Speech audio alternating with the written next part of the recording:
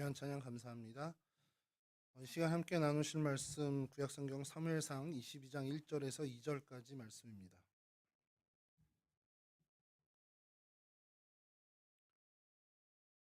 사무엘상 22장 1절에서 2절 말씀 저희 한 목소리로 함께 봉독하도록 하겠습니다. 그러므로 다윗이 그곳을 떠나 아둘람 굴로 도망할세.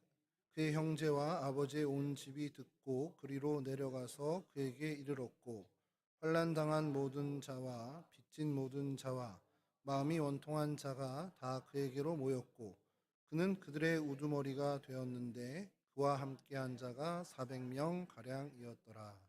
아멘.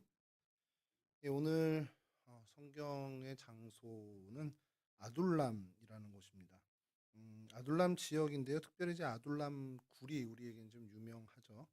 아둘람이라는 뜻은 피난처, 은신처라는 뜻을 갖고 있고요. 그러니까 넓은 범위에서의 뜻은 격리된 장소라는 의미를 좀 가지고 있습니다. 아둘람이 성경에 그렇게 많이 나오지는 않는데요. 일단 좀 위치를 좀 지도를 좀 보실 텐데 이게 구글 맵에서 캡처를 한 거고요.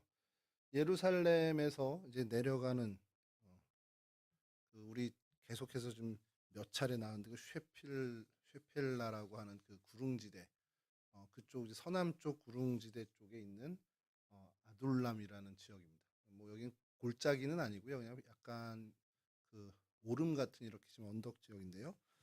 다음 요걸 좀 확대한 지도를 보시면 예, 예루살렘에서 서남쪽 헤브론 사이에 있습니다. 베들레헴과도 뭐 이렇게 도로가 이렇게 지금 나 있다고 하는데요. 이게 이제 그 예루살렘 중심으로 아둘람 위치를 좀 볼 수 있는 지도고요. 다음 지도 보시면 이제 그 에그론이 지난번에 엘라 골짜기의 그 초입 경계가 되는 그 방어 저지선이고요. 그다음에 이제 가드가 우리가 알고 있는 블레셋의 골리앗의 고향. 다섯 방백 중에 그래도 좀 가드 왕이 많은 이제 주도를 하는 블레셋에 많은 주도를 하고 있는 그런 도시입니다. 그래서 그 가드에서도 에글론에서도 가까우니까 이 엘라 골짜기하고도 좀 가깝고요. 그러니까 좀 블레셋하고도 경계가 돼서 나중에 좀 다시 말씀드리겠지만 르호보암 시절에 여기 요새를 짓는 그런 이야기도 좀 나오게 됩니다. 그래서 오늘날 아둘람이 어떤 건가는 사진을 좀 얻어왔는데요. 예, 그냥 시골입니다. 그냥 이런 땅이고요. 다음 사진 보여주셔도 그냥 이런 평지, 평원 이렇게 있습니다. 이 곳이 이렇게 뭐 여기 때문에 이런 어떤 평지가 있고 뭐 목초지 같은 것 때문에 주목받은 게 아니고요. 다윗 왕의 사건 때문인데 다윗 왕 그러면 이 아둘람에서 굴에서 은신한 것이 유명하잖아요. 그래서 그 아둘람 굴이 좀 이게 관광 자원으로 개발이 됐습니다. 그래서 다음 사진 보여주시면 이게 아둘람 굴 내부에서 찍은 사진이고요. 다음이 이것도 역시 내부에서 그 공간이 이제 석회암 지역이어서요. 굴들이 무수히 많습니다. 이 굴이 뭐 다윗 왕이 은신했다는 것은 아니고요. 그 지역에 이런 굴이 많고 400명 가량이 같이 모였고 또 은신했다 한다면 제법 규모가 있을 것이다라고 해서 베일 케이브라고 하는 게 지금 제일 그렇게 추정을 하고 있는 곳인데 종 모양으로 돼 있는 안에 들어가면 종 모양으로 이렇게 큰 공간이 있어서 어른잡 한 6, 700명 들어가 있을 수 있는 공간이라고 합니다. 그래서 그런 여러 굴 중에서 제일 많이 이제 개발된 관광지로 개발된 이제 굴의 내부 모습인데요. 다음 사진 보여주시면 좀 희한한 게 있죠. 이건 좀 이따 설명을 드리고요. 다음 사진이 요게 입구입니다. 그러니까 굴이라고 해서 저희가 이렇게 뭐 절벽이 있고 그 안에 이렇게 입구가 있어서 들어가는 것처럼 돼 있질 않고 예전에 제주도 가는데 만장굴이 좀 비슷해요. 이렇게 산등성에 이렇게 오름이 있는데 아래로 이렇게 계단이 내려가서 이 사진을 좀 기억해 주시기 바랍니다. 다음 사진을 보여주시면 이제 그 주변 넘어가도 되고요. 주변에 이제 경관을 찍은 사진인데 다음요. 그러니까 주변에 뭐 아무것도 없고요. 그냥 이렇게 초원이 있고 구릉지대 산이 있고 하는 그런 정도입니다. 다음 사진 보여주시면 이건 좀 찾아보다가 멋있는 사진이길래 저녁엔 이렇게 이런 풍경이구나 이런 생각이 들었습니다. 인근에 이런 유적지들이 또 있습니다. 다음 사진 보여주시면 이런 유적지들이 좀 있고요. 아무래도 군사적 요충지다 보니까 이런 어떤 성터가 좀 남아 있다라고 합니다. 예, 다음 사진 보여주시면 그러니까 아까 그거보다 이제 더 많죠. 뭐 같습니까? 여러분 세모난 것도 있고 네모난 것도 있고 비둘기집이에요. 근데 비둘기가 이제 들어와서 살게끔 유도를 한 겁니다. 이렇게 사람들이 인위적으로. 비둘기가 지은 게 아니고 사람들이 인위적으로 이렇게 만들어서 비둘기가 들어오게끔.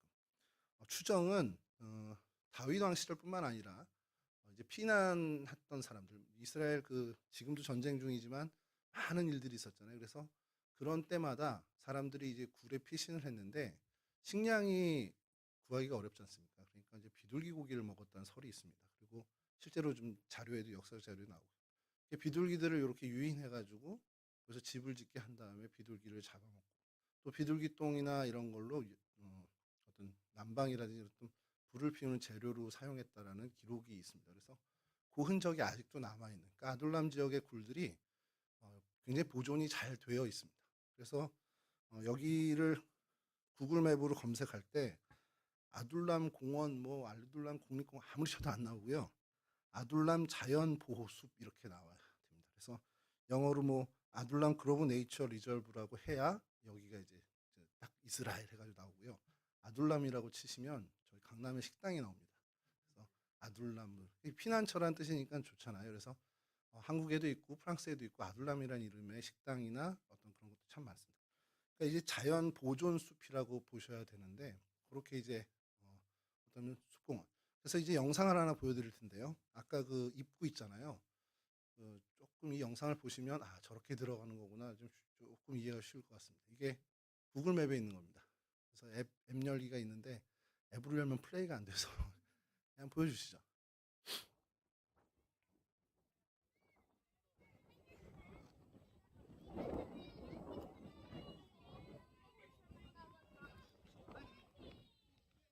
이게 그 숲 입구입니다. 아까 그굴 입구.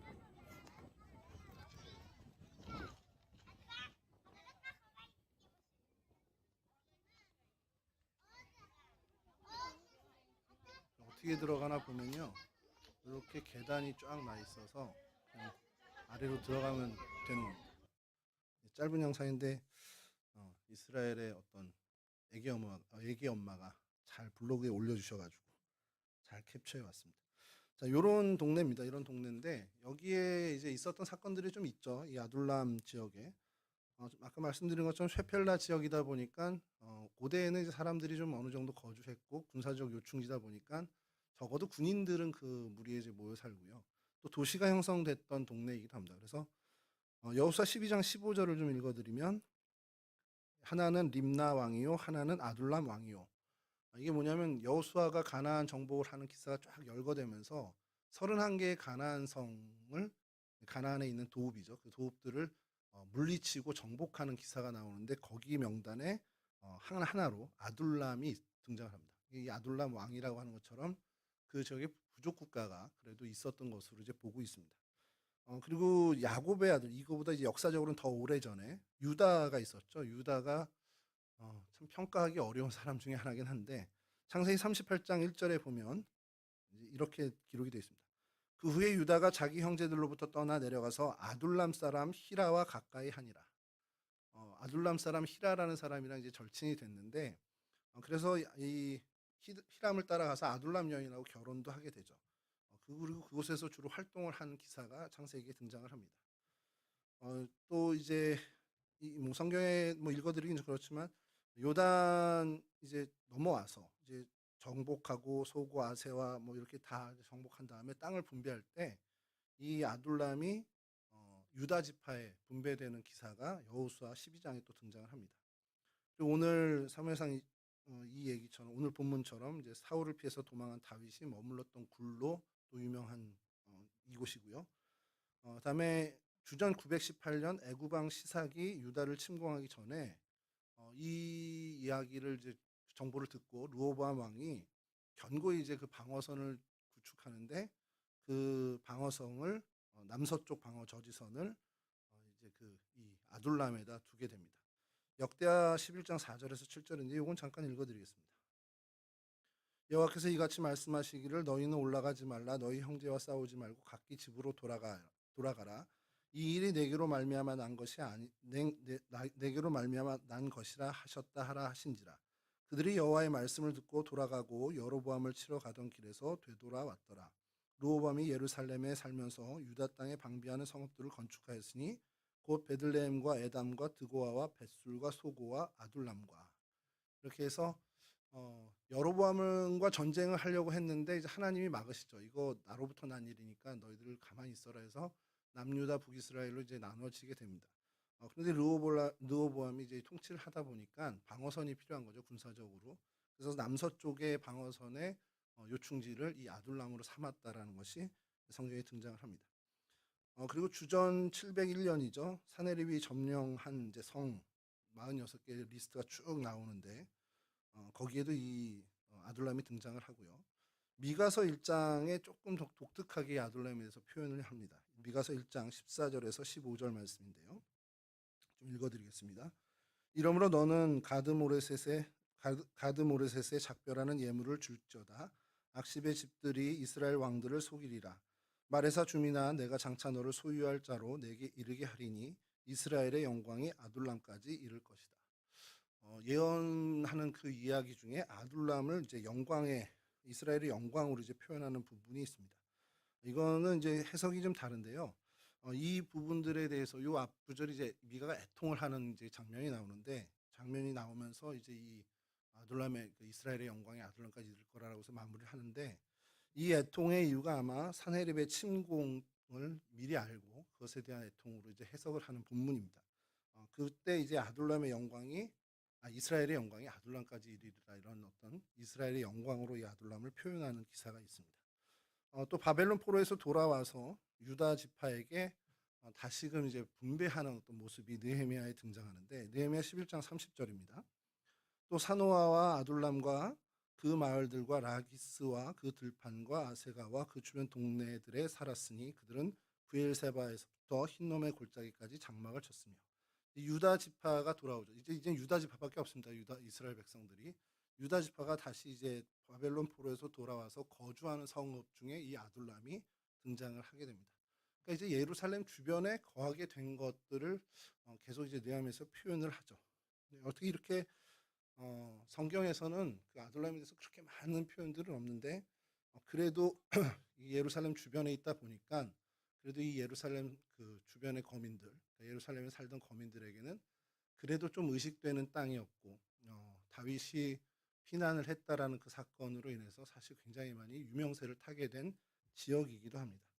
오늘날 사람들이 이제 가서 찾아보면 성지순례 겸으로 해서 찾아가는 뭐 코스는 그렇게 없다고는 하는데, 그래도 성지순례를 가는 분들이 간간히 들리시긴 하는 게 예루살렘에서 그렇게 멀지 않다 보니까 일정에 이렇게 들어가서 가는데, 보존 상태가 굉장히 좋고요. 현재까지 좋고, 가서 다들 이제 보시는 게 여러 성경의 사건들보다는 그냥 사울 왕을 피해서 다윗이 피신한 굴이래라고 하면서 이제 보는 경우가 많은 거죠. 그거 하나만으로도 의미 있는 동네이긴 합니다. 근데 애석하게도 어느 굴이 다윗이 정말 피신했던 건지는 정확히 나온 고고학적인 증명이 하나도 없고, 그냥 이와 비슷한 굴의 형태에서 거주했겠구나, 피난살이를 했겠구나라는 그런 정도로 사람들이 이제 보는 거죠. 이제 이곳에서 있었던 이야기를 좀 살펴보려고 하는데요.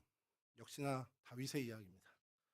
지난 시간에 저희가 엘라 골짜기 살펴보면서 다윗에 대해서 이야기를 나눴는데, 그때 이제 블레셋의 골리앗 장수, 그 골리앗을 물리치게 되죠. 아주 극적으로 물리치게 됩니다.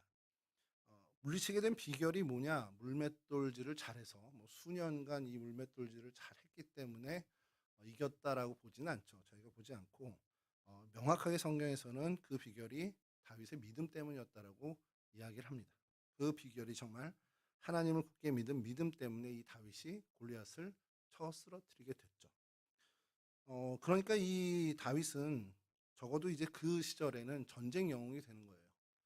아무도 근접할 수 없고 누구도 해낼 수 없는 일을 다윗이 해냈습니다.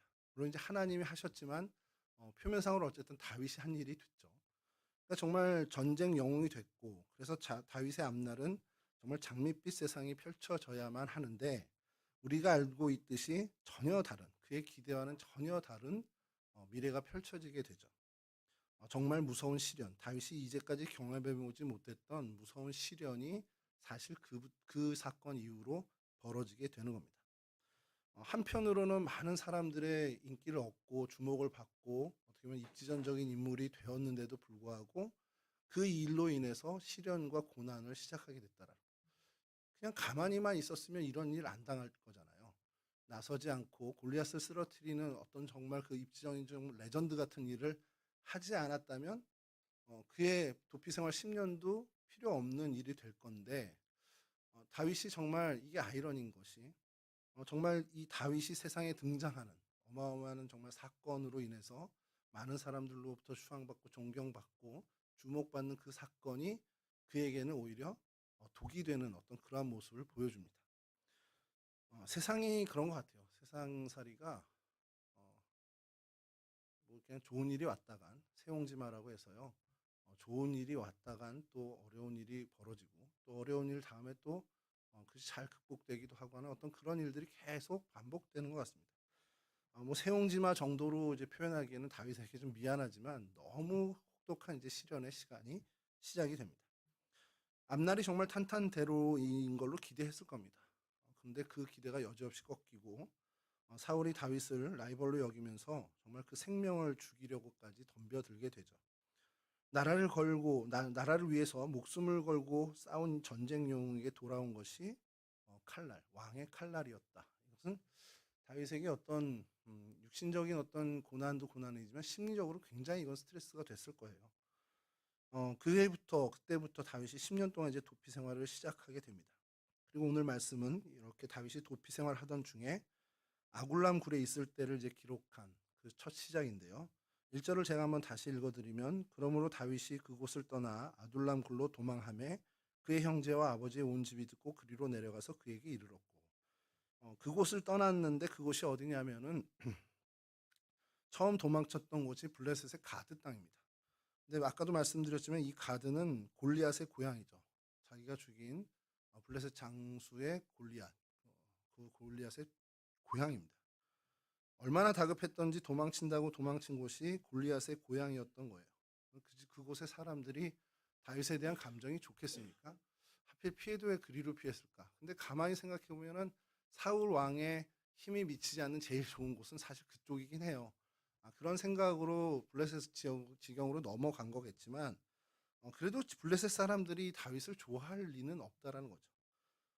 다윗은 거기서 이제 죽을 위기를 사실 맞닥뜨리게 됩니다만 가드왕 아기스 앞에서 지혜를 발휘해서 갑자기 침을 질질 흘리면서 미친 척을 하게 되죠. 그래서 간신히 살아남을 수 있게 됩니다. 그 이후에 다시 도망친 곳이 오늘 본문의 아굴람, 우리가 오늘 본 이 아둘람 굴입니다. 얼마나 억울했을까요? 그 마음이. 나라를 위해서 목숨 걸고 싸웠고 정말 어떻게 보면 많은 보상을 받아도 현찮은데 오늘 죽을지 내일 죽을지 모르는 도망자 신세가 됐습니다. 아마 대부분의 사람이 이쯤 되면 그냥 포기하고 모르겠다고서 그냥 아예 모든 것을 놔버릴 수도 있는 상황일 수도 있겠죠. 그런데 그런 상황인 다윗에게 사람들이 아버지와 친척집뿐만 아니라 사람들이 몰려오기 시작을 합니다. 이게 웬일인지 모르지만 사람들이 다윗이 야 아둘람에 있대라는 소문이 퍼지자 사람들이 다윗에게 이제 가는 거예요. 그게 오늘 본문의 2절인데요. 제가 잠깐 읽어드리면 환난당한 모든 자와 빚진 모든 자와 마음이 원통한 자가 다 그에게로 모였고 그는 그들의 우두머리가 되었는데 그와 함께한 자가 400명 가량이었더라. 무려 400여 명이 다윗 주위에 몰려들게 됩니다. 이들이 어떤 사람일까 이제 주석을 보면 어쨌든 사울 통치, 그러니까 사울의 통치 하에서 뭔가 좀 힘겨운 사람들이라는 거예요. 거기서 승승장구한 사람들이 아니라 거기서 뭐 다윗처럼 억울한 누명을 쓰고 도망친 사람도 있을 거고요. 어떤 그 통치하에 뭐 변방 지역에 환란을 당한 사람일 수도 있고 또 빚진 자들이나 마음이 원통한 사람들, 여하튼 사울 통치하에서 쉽게 살지 못하는 많은 사람들이 이신전심으로 다윗에게 몰려왔습니다. 그 사람이 400명이죠. 용기를 내서 온 사람이겠지만 400여 명이나 됐습니다. 이게 뭘 얘기하냐? 주석에서도 여러 가지 해석을 하는데 그중에서 좀 주목할 만한 해석이 사울이 통치하는 그 이스라엘 사회가 어떤 이런 어떻게 보면 투명한 사회, 어떻게 보면은 좀 정당한 사회가 아니었을 수도 있다라는 얘기를 하는 겁니다. 정직하고 성실한 사람들이 살아갈 수 없는 그런 사회가 아니었겠냐. 서민들이 고초를 계속 당하는, 어쩌면 계속 그 시스템적으로 어려움을 당하는 그런 통치하에 국가가 아니었겠냐라는 주석가들의 이야기가 있습니다. 물론 이제 그것도 어느 정도 있을 수 있다라고 생각을 해요. 그리고 근데 대다수의 그때 당시 왕정은 어쨌든 서민들은 살기 어렵습니다. 많은 민초들이 살기 어렵고 더더군다나 사울 왕 시절에는 계속해서 끊임없이 블레셋과 전쟁이 일어났죠. 지금도 가자 지구와 이스라엘의 전쟁으로 인해서 제일 피해 보는 사람이 누굽니까? 군인이 아니라 민간인이죠. 끊임없는 전쟁이 계속 이어지는 사울 왕의 통치하에는 사실 민초들이 살아가기가 너무 힘겨운 그런 상황이었고, 그러한 사람들 중에 용기를 내서 뭐 이판사판이다 하고서 이제 그 자신의 생활 현장을 떠나게 된 사람들이 다윗에게로 몰려오게 된 것이라는 것이죠. 이게 400명이 남자들만 400명이에요. 성경에서 기록된 것이. 그러니까 여자들 또 아이들까지 다 합치면 적어도 어림잡아도 1000명 이상이 다윗에게 몰려온 것으로 볼 수가 있습니다. 어마어마한 큰 무리죠. 그럼 다윗의 입장에서는 어땠을까요? 많은 사람들이 자기에게 와요. 평상시 같으면 좋을 수 있겠죠. 인기가 올라가는구나. 아, 내가 이 정도 인물이구나. 이런 생각할 텐데 지금 다윗은 어떤 형편입니까? 자기 몸 하나도 건사하기가 쉽지 않은 상황이에요. 그런데 그 많은 사람들이 몰려왔고 우리 표현으로 식솔이라고 그러죠. 이 1000명이 되는 식솔들을 데리고 도피 생활을 해야 한다. 그 중압감, 또 그들 안에서 우두머리가 되어서 그들을 이끌어야 되는 입장에 섰으니 얼마나 그 부담감이 컸겠습니까? 실제로 엄청나게 힘들었을 거라는 거죠. 오늘 아까 사진에서 보셨듯이 아둘람굴의 보존 상태가 꽤 괜찮아서 딱 다윗 시대에도 그런 어떤 형태였을 거라는 것을 뭐 역사학자들이 다 이제 인정하는 반대요. 그것을 다녀온 선배 목사님 한 분 있습니다. 좀 친하게 지내는 선배 목사님이 여러 차례 그쪽을 다녀오면서 이 아둘람굴에 대해서 한번 이야기를 했는데 그 굴을 보면서 그냥 딱 든 생각이 그거래요. 난 못 산다. 이제 그 생각이 드는 겁니다. 살 곳이 못 돼 이런 얘기를 하더라고요. 그 다윗의 어떤 마음을 그곳에 가서 좀 느꼈다는데 뭐 그 얘기를 하는데 저는 이제 모르죠. 제가 가보질 않았으니까.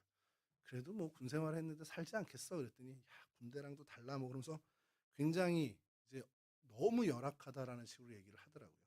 그리고 물을 떠서 이렇게 보는데 이제 석회암 지역이다 보니까 그 안에 굉장히 뿌옇게 그래서 뭐 그 선배 표현으로는 브리타 정수기를 가져가야 된다 뭐 이런 얘기를 하더라고요. 안 그러면 큰 탈 난다. 그런 정도로 그러니까 우리 요즘의 기준으로는 도무지 살 수 있는 곳이 아니라는 겁니다. 근데 그곳에 자신을 믿고 온 천여 명의 사람들이 와서 같이 숨죽이고 살았다. 이것은 다윗에게 있어서 굉장히 힘들고 어려운 고난의 시간이었다는 것이죠. 이러한 상황에서 다윗은 낙심하지 않았습니다. 한탄하고 원통해하고만 있지 않고요. 오히려 그는 이 시절을 기회로 삼게 됩니다. 다윗의 인생을 전체 이렇게 놓고 보면 아둘람굴의 이 시절은 다윗에게 있어서 압살롬을 피해서 도망하던 시절만큼이나 너무도 혹독하고 고난의 시간이 됩니다.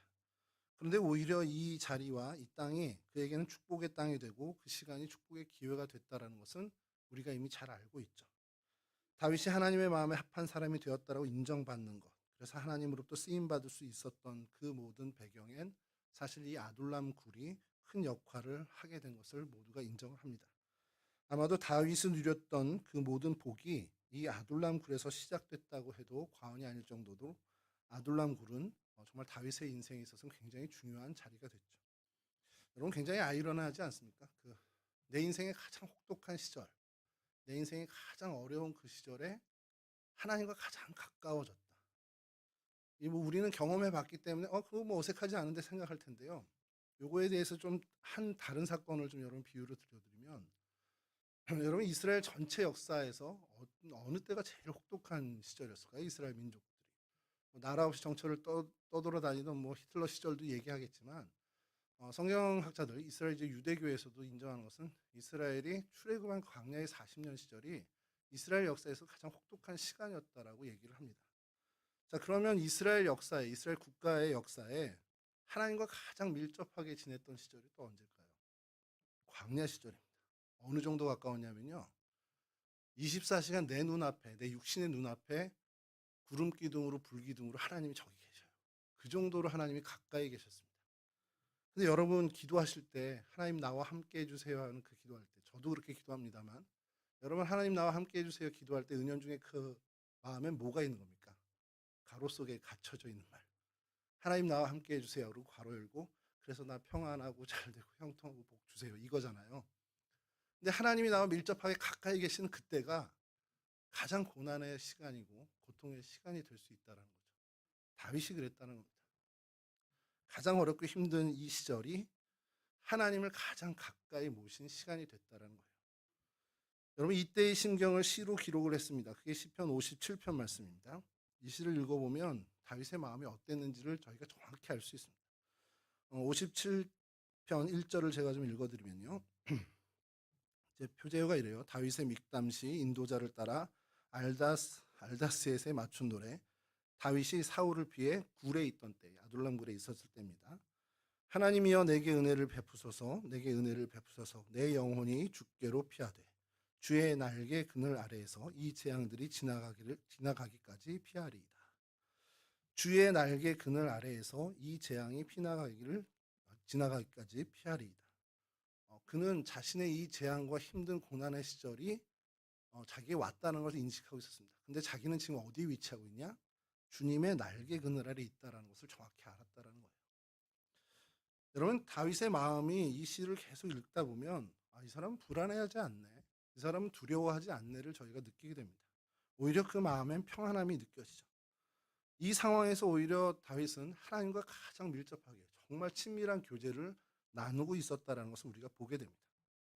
그러니까요 여러분 다윗이 하나님을 깊이 있게 만난 곳 그리고 깊이 있게 만난 때는 정말 비단 입을 덮고 배부르고 등 따숩게 있던 왕궁이 아니라 정말 허기지고 춥고 음습한 알둘람 굴에서 하나님을 만났다는 겁니다.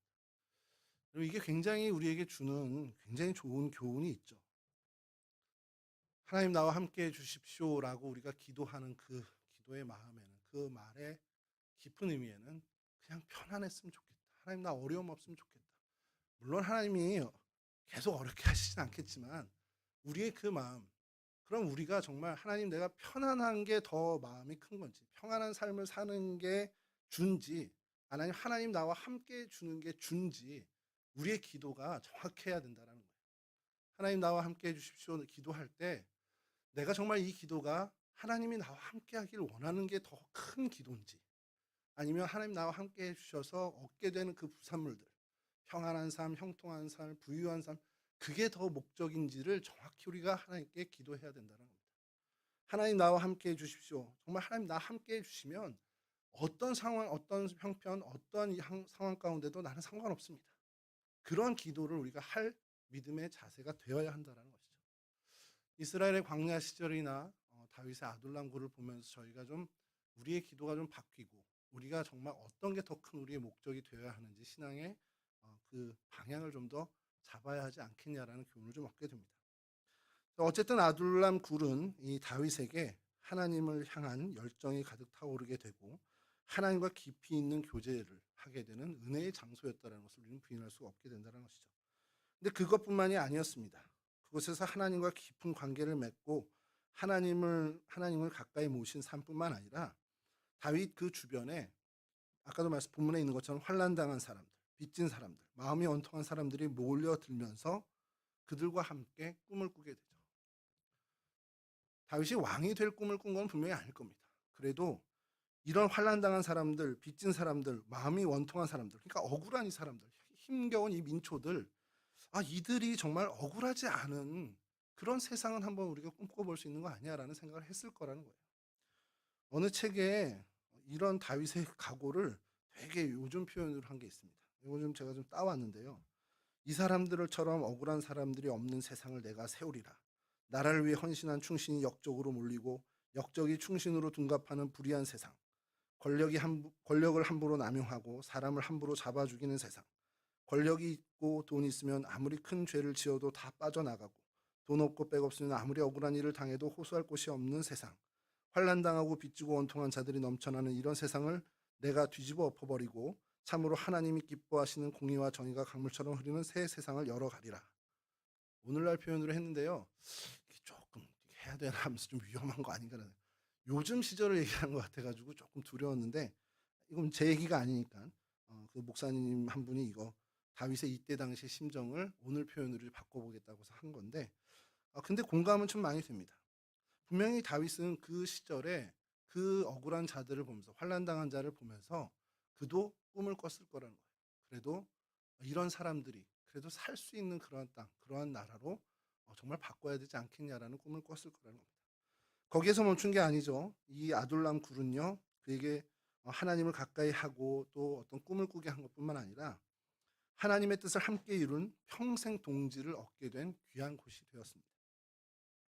아둘람에서 만난 이 400여 명 가운데 다윗 휘하의 장수가 등장을 하죠. 그 인원 중에서. 사무엘하 23장 8절 이하를 보면 그 장수들의 이름이 쭉 기록되어 있는데요. 한결같이 정말 일당백의 사람들이었습니다. 뭐 요세바세바라고 하는 사람은 800대 1로 싸워서 이겼다는 기록이 있고요. 분하냐라는 장수는 사자를 쳐 죽일 도로 힘이 셌던 장사라고 기록이 되어 있습니다. 그리고 이 사람이 이런 사람들이 37명이나 되었다라는 거죠. 다윗의 휘하에 이 정도의 장수들이 있었다는 겁니다. 다들 뛰어난 장수였고 다윗에게 생명을 바쳐 충성했던 사람들입니다. 장군들만 있었던 게 아니고요. 나단 선지자도 있었죠. 그리고 좀 애석하긴 하지만 정말 충신 중에 충신이었던 우리아도 그 휘하에 있었습니다. 이런 충신들, 이런 정말 동지들이 다윗 주변에 딱 버티고 있었어요. 그래서 훗날 다윗 왕국을 세울 때 이들이 정말 혁혁한 공을 세우게 됩니다. 어느 정도였는지 말씀한 것을 좀 볼게요. 사무엘하 23장 13절에서 17절입니다. 여러분 다 잘 아시는 내용인데요. 또 30두목 중에 세 사람이 곡식 뺄 때에 아둘람 굴에 내려가 다윗에게 나아갔는데 때에 블레셋 사람의 한 무리가 르바임 골짜기에 진쳤더라. 그때 다윗은 산성에 있고 그때 블레셋 사람의 요새는 베들레헴에 있는지라. 다윗이 소원하여 이르되 베들레헴 성문 곁 우물물을 누가 내게 마시게 할까 하매 세 용사가 블레셋 사람의 진영을 돌파하고 지나가서 베들레헴 성문 곁 물을 길어 가지고 다윗에게로 왔으나 다윗이 마시기를 기뻐하지 아니하고 그 물을 여호와께 부어드리며 이르되 여호와여 내가 나를 위하여 결단코 이런 일을 하지 아니하리이다. 이는 목숨을 걸고 갔던 사람들의 피가 아니니까 하고 마시기를 즐겨하지 아니하니라. 세 용사가 이런 일을 행하였더라. 이 세 용사에 대한 누구냐라는 것은 의견이 분분하긴 한데 어쨌든 이 세 명이 이런 일을 했다는 거예요. 다윗도 참 이게 좀 그래요. 목마르다. 산성에 있으니까 좀 물이 좀 귀하죠. 아둘람 그쪽이 물이 좀 귀하니까. 목마르다. 베들레헴 옆에 그 성문 옆에 그 물 기가 막힌데. 이런 얘기를 개인적으로 한 건지 아니면 들으라고 한 건지 했어요.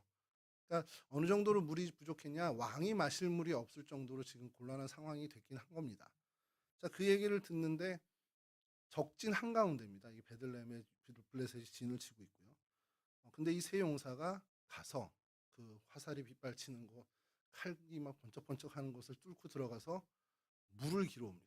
이게 뭔지 그 정도 힘이면 가서 저기 왕을 배구해야 되는 거 아닌가 싶은데 그냥 가서 물을 떠옵니다.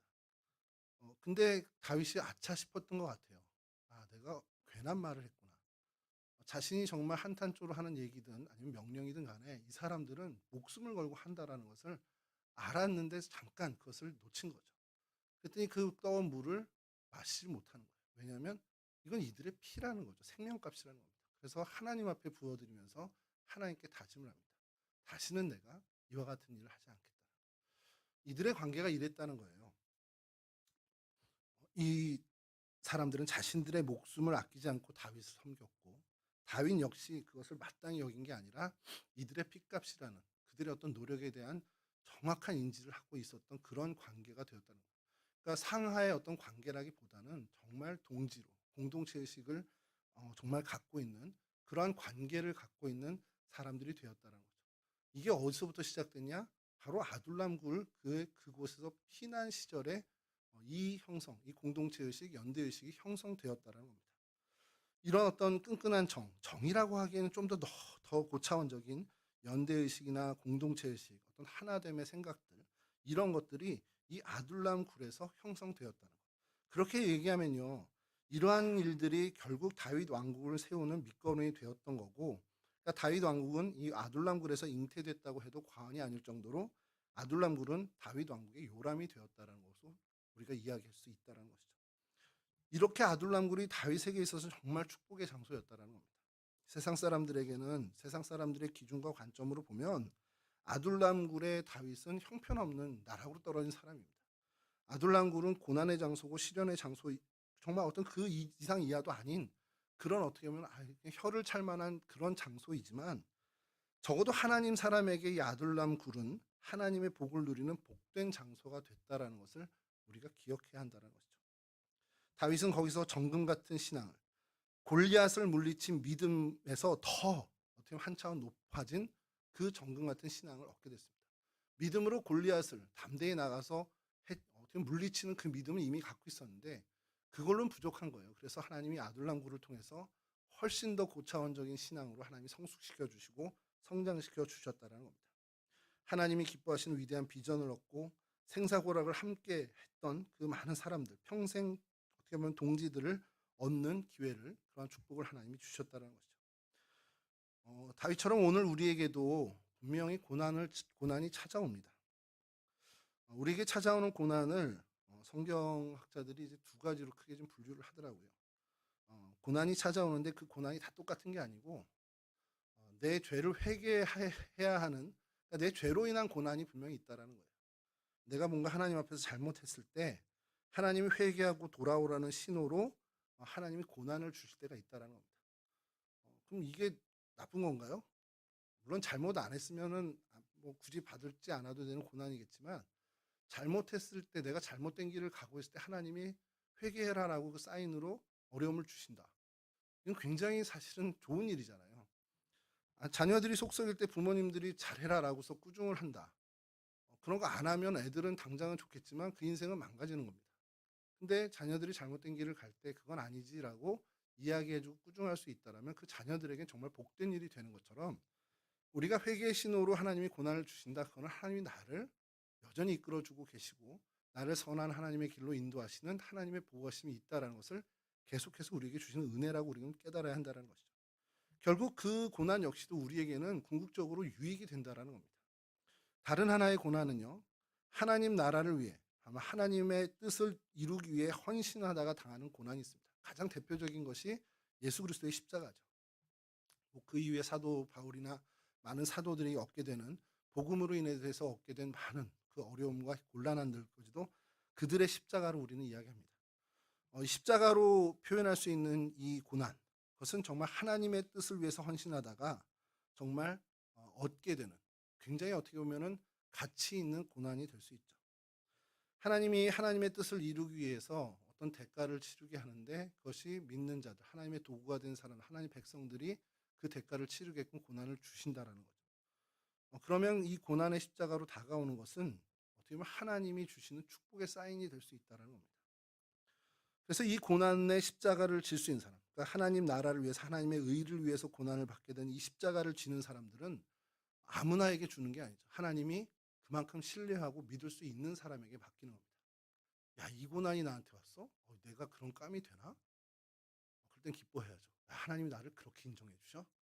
교만해지라는 게 아니라 그렇게 하나님이 나를 인정하고 신뢰하실 때 우리가 그 십자가의 고난을 얻게 된다는 겁니다. 그러니까 여러분, 회개의 사인으로 오는 고난이든 십자가의 고난이든 모든 고난은 어쨌든 하나님이 우리에게 주시는, 궁극적으로는 어떻게 보면 선한 것, 우리에게 축복, 어떻게 보면 축복의 통로로 주시는 것이라는 것이죠. 죗값으로 주시는 고난이든 하나님 나라를 위해 헌신한 자들이 받는 고난이든 이 모든 고난은 우리에게 유익하다라는 것. 하나님은 이 고난을 통해서 우리로 하여금 하나님의 나라를 누리게 하시고 하늘의 복을 누리게 하신다는 사실입니다. 여러분과 저를 예전을 한번 생각해 보셨으면 좋겠어요. 내 인생에 아둘람굴의 어려움이다라고 생각할 만한 시절이 있었는지, 그때 내가 그것을 어떻게 극복했지? 그 극복한 이후에 내가 하나님과 얼마큼 가까워졌지? 그것을 기억한다면 이 다윗의 아둘람굴을 우리는 쉽게 이해할 수가 있게 된다는 것이죠. 잠깐 좀 곁길로 나가서 좀 말씀을 드리면, 제가 건축한 교회를 2번 사역하게 됐어요. 건축 끝물에 들어간 적이 있는데 그 기회가 있었는데 건축을 하면 굉장히 교회가 어수선해집니다. 막 체계도 없고요. 막 밑에 내려가서 지하에서 뭐 공사 현장에서 예배를 드리다가 이제 완공되면 또 올라오고 이렇게 아주 얼마 안 남았는데도 그 마무리가 다 될 때까지 교회가 굉장히 어수선해요. 뭐 마무리되고 나서도 또 뭐 할 일이 너무 많아서 그런데 그런 공동체가요 굉장히 힘이 있다라는 걸 느낄 때가 있습니다. 이제 건축을 완공을 끝내고 나서 뭔가 성도들이 다 다이나믹해요. 뭔가 막 활력이 막 넘칩니다. '약을 했나?' 이런 생각이 들 정도로 막 이렇게 사람들이 그래서 알던 교회인데도 불구하고 '이렇게 교회가 바뀌었나?'라고 싶을 정도로 그런 경험을 보게 되는데 왜 그런지를 제가 한번 고민해 봤는데 이게 교회를 위해서 헌신해 본 사람들이 갖는 열정과 애정이더라고요. 교회 위해서 헌신 한번 해본 거예요. '나 이 정도까지 헌신해 봤어. 나 이 정도까지 내가 교회를 위해서 애써 봤어.'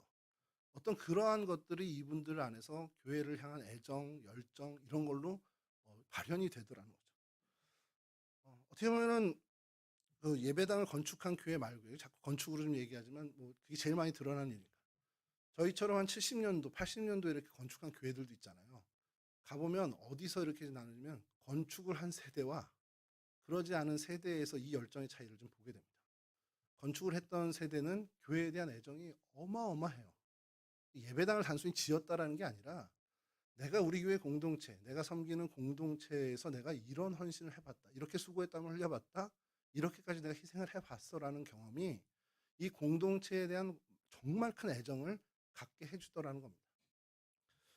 그러니까 무슨 얘기냐면 함께 땀 흘리고 함께 수고하고 함께 헌신해 봤던 사람들 안에서 공동체 의식이 정말 그 결속력이 어마어마하게 강해지더라는 거죠. 교회 공동체를 사랑하는 그 마음도 훨씬 더 크고요. 같이 땀 흘려보고 같이 수고해보지 않고 함께 교회를 위해서 헌신해보지 않은 세대들은 별로 그런 애정이 없더라는 겁니다. 다윗과 함께한 장수들이 가졌던 이 연대의식, 공동체의식이 어떤 건지를 좀 이해하게 된 것이 여러 교회를 사역하면서 그 건축의 경험, 헌신의 경험들을 보면서 느끼게 된 거죠.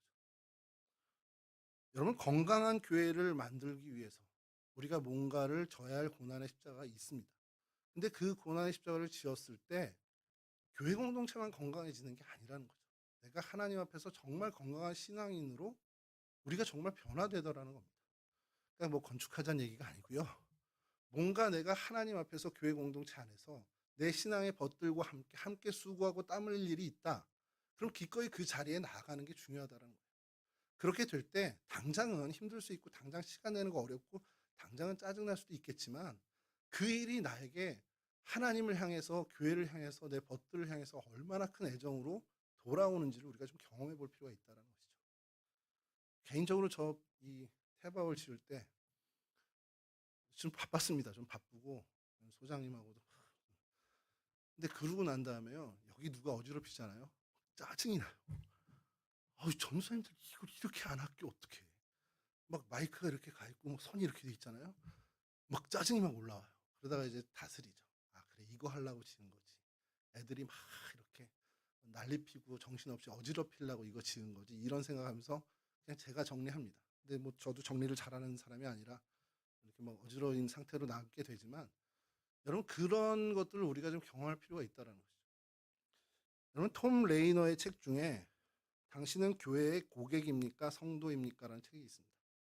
이게 저한테 너무 큰 충격을 줬어요. 여러분 교회의 고객으로 안 살았으면 좋겠습니다. 제가 여러분들 향해서 고객님 이렇게 부르면 이상하잖아요. 예배의 입장에서 예배를 관람하고 그날 제공하는 식사를 마치고 집으로 돌아가서 교회 공동체나 신앙과는 전혀 무관한 삶을 한 주간 살고 다시 일요일이 되면 예배당의 입장에서 예배 관람하고 성가대 음악 듣고 또 제공하는 국수 잘 먹고 그리고 또 돌아가고 이러한 고객으로 안 살았으면 좋겠습니다. 정말 교회의 성도, 교회의 정말 멤버, 교회의 지체, 이 공동체의 지체로 살아가는 저희들이 되었으면 좋겠습니다.